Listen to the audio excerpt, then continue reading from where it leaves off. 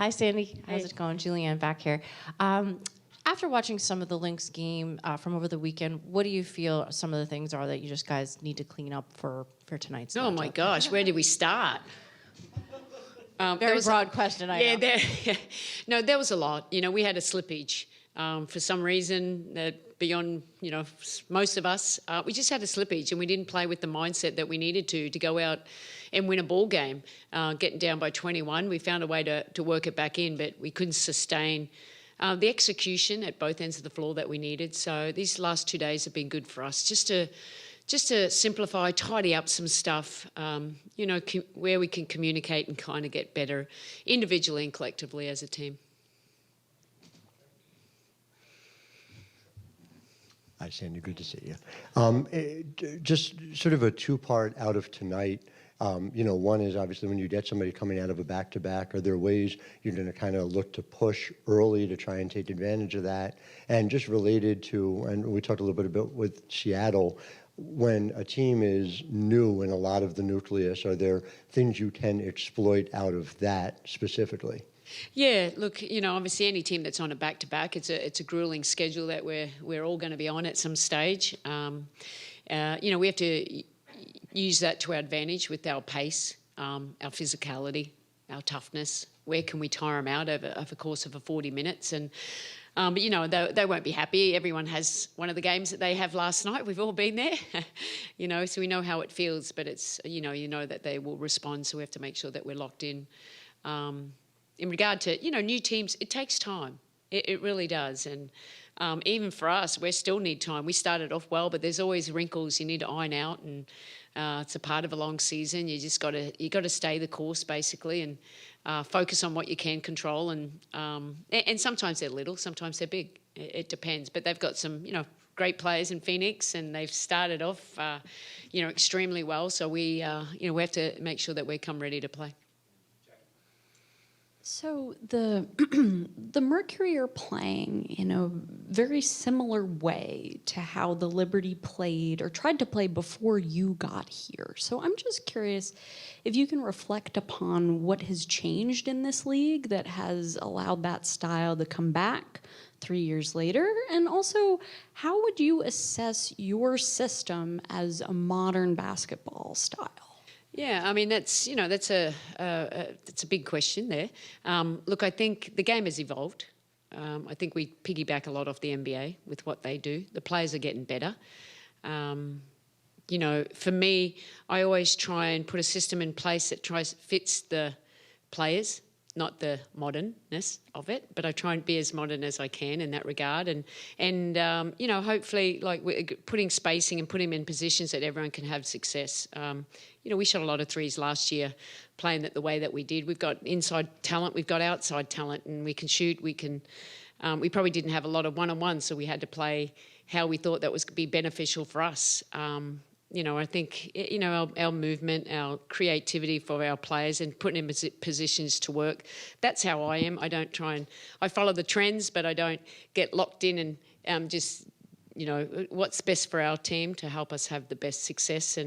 But I do think spacing the floor is critical for us as we move forward. A couple of things. You talked about the Minnesota game, but you look back over the last three. The one you won, you said winning ugly, and then the last two weren't great. Is there any common thread through the three that was like the biggest issue? Is it three-point shooting or turnovers? And the other thing is, how do you fix the Jonquel 5 fouls every game problem that's coming up? Look, I think, you know, a big thing while we haven't probably played to our best is we've had just silly unforced turnovers, and that's just getting a feel for each other. Our spacing wasn't as great as it should, so it's, you know, it's some are forced because we're just not creating the space that we need for the team. And then defensively, like just being inconsistent in that with the lack of communication and the execution, and you just, everyone, you know, it's just buying in to be the best that you can, and some days you're not going to be perfect. Don't chase perfect. Let's just be consistent. And I think if we can be consistent, we're going to be, you know, we're a great team. So we just have to get 40 minutes of consistency.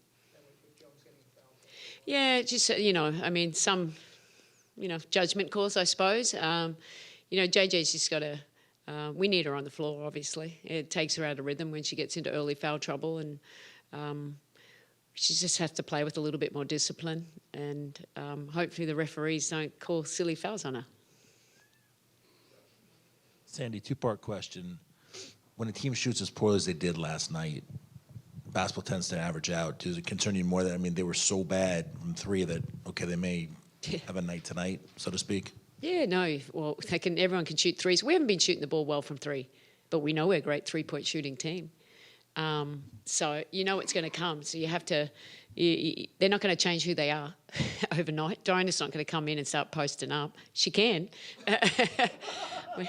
She can. Yeah, I hope she doesn't. But you know, it's just that everyone has bad nights. That's just part of it, and it's okay. Well, the beautiful thing they have is they have another game tonight, but we have to make sure we're protecting the RA as well as defending the three, because they do shoot the most threes in this league.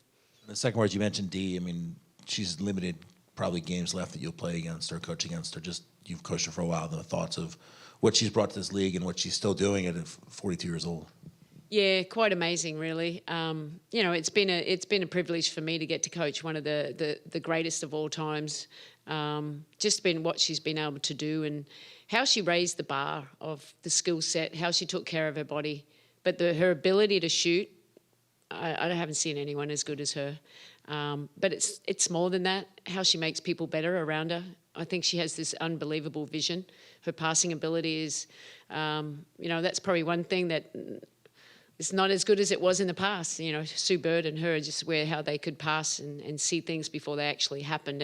And just her overall leadership and her wittiness and her technical fouls. I mean, I think we're all going to miss that. She's you know, who says she won't, she maybe keep playing because she's still playing really good ball. And I think, you know, not having really good players around us kind of helps. She's shooting a lot of threes. So it's fun to see her out there and just having fun, still at the age of 43. Just how much of a barometer is it early in the game for you to tell how the team is locked in when you're talking about switching these guard-to-guard actions or just getting up on ball screens? How quickly kind of do you feel like you'll be able to tell where the focus level is at? First minute. I mean, you know, and that's are we doing what we need to be, and are we locked in?